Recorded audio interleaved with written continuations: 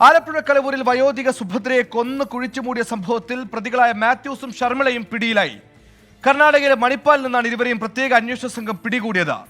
കഴിഞ്ഞ മാസം 7-ന് രാത്രിയിൽ സുഭദ്രയെ കൊലപ്പെടുത്തിയ ശേഷം കുഴിച്ചുമൂടിയെന്നാണ് സംഭവവുമായി ബന്ധപ്പെട്ട് പോലീസിന്റെ നിഗമനം.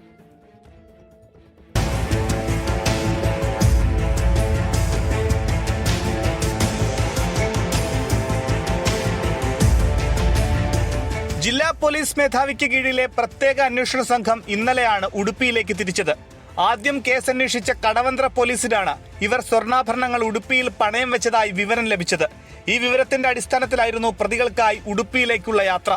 ഉടുപ്പിയിൽ നിന്ന് 7 കിലോമീറ്റർ അകലെ മണിപ്പാലിൽ നിന്ന് മറ്റൊരു സ്ഥലത്തേക്ക് രക്ഷപ്പെടാനുള്ള യാത്രാമധ്യേയാണ് ഇരുവരെയും പിടികൂടിയത്.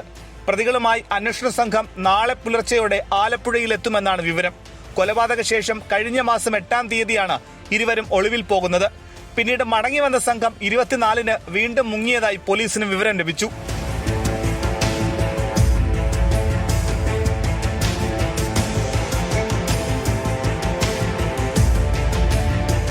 ഈ മാസം 10-ന് സുഭദ്രയുടെ മൃതദേഹം ഇരുവരും താമസിച്ച വാടക വീട്ടിൽ നിന്ന് കണ്ടെടുക്കുകയും കൊലപാതകമാണെന്ന് പോലീസ് ഉറപ്പിക്കുകയും ചെയ്തു.